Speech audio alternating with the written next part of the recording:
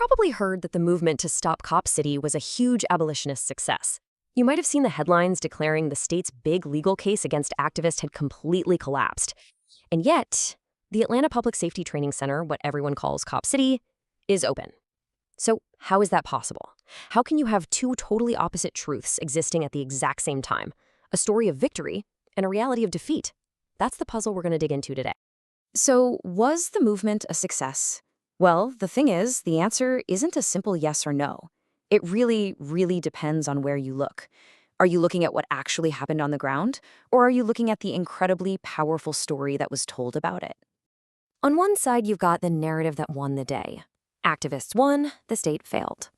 But on the other side, you have the cold, hard, material reality. Cop City got built, a forest was destroyed, and the state's repressive tactics were, for the most part, pretty successful. So to really get to the bottom of this disconnect, we've got to look at how each of these truths was so carefully put together. All right, first up, let's unpack that big claim, that Stop Cop City was an abolitionist success. Now, the real key to understanding this narrative is to realize it's not actually about material outcomes. Nope, it's a story built almost entirely on feelings. This all comes down to a core concept called the affective dialectic. And it's a really fascinating idea, right? The idea that you can find a kind of truth, not through facts and figures, but by tracing an emotional journey, a story where bad feelings are successfully transformed into good ones.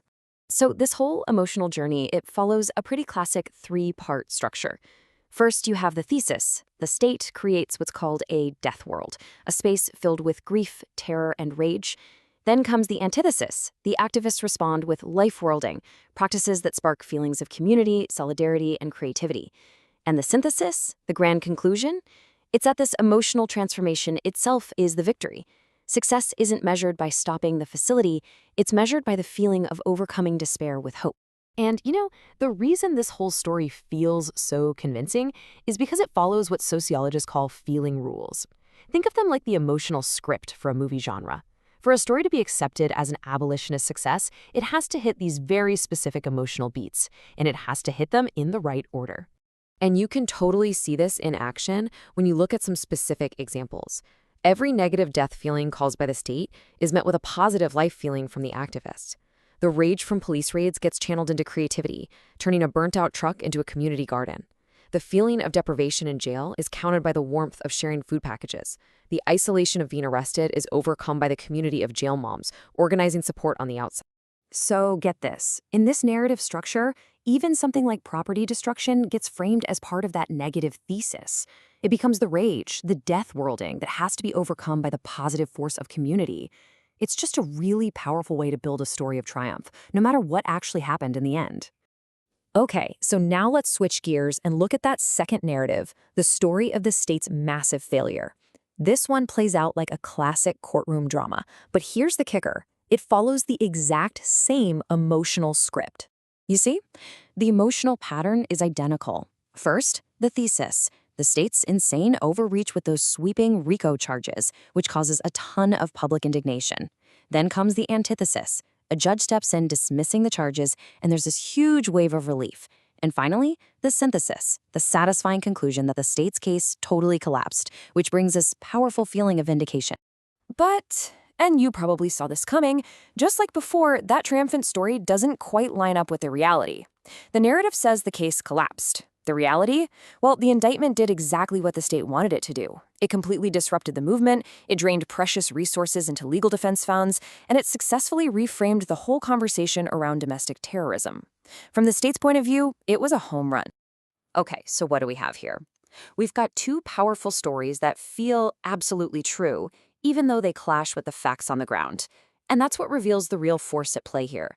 The sheer power of a good story, of a genre, to shape how we see reality. And this, right here, this gets to the absolute heart of the whole thing.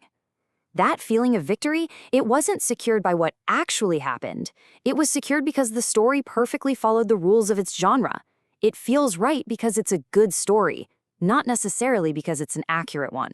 So when you step back and look at them together, you start to see they're really just two sides of the same coin. They operate on the exact same logic. The state is always the bad guy, providing the evil thesis. The activists are always the good guys, providing the positive antithesis. And then a satisfying emotional conclusion, the synthesis, is just sort of interpreted into existence to make the story work. But, and this is so important, here's the critical twist. This kind of storytelling isn't just an interesting quirk of human psychology. It can have real, tangible, negative consequences. Sometimes a really compelling story can actually do real harm. There's actually a name for this phenomenon. It's called narrative capture. It's basically when you take the messy, complicated, on-the-ground reality of a movement and you clean it up. You simplify it into this neat, tidy, easy-to-tell story. But the problem is, in that process of simplification, so much vital context just gets erased. So what gets lost in translation? What gets erased? Well, for starters, years of quiet, dedicated, embedded work by local organizers, poof, it's gone. Crucial warnings from those same locals about risks and tactics, ignored. And maybe worst of all, a predictable defeat, one that people on the ground warned was coming, gets repackaged and celebrated as a victory, which then misdirects attention and resources based on a story, not on reality. And this example just makes the cost of that narrative capture painfully real. The source material tells the story of a local land steward who used the Weelaunee Forest as a nursery, growing native plants to then give away for free to the community. This deep, ecological, long-term work became impossible once the high-drama conflict started. Their story and the incredible value they were providing, it was all just erased by the more exciting narrative. Today, the forest is gone, and their work is gone with it. Okay, this brings us to our final and maybe most crucial takeaway. The thing is, these stories don't just misremember the past, they actively go on to shape the future, all thanks to a powerful feedback loop. So how does that loop even work? Well, when one of these simplified, captured narratives becomes the official, accepted history of what happened, it basically creates a template, a blueprint. It tells future activists what a successful movement is supposed to look like, what it's supposed to feel like. And in doing so, it sets these dangerously unrealistic expectations. And this might just be the most chilling consequence of the whole thing.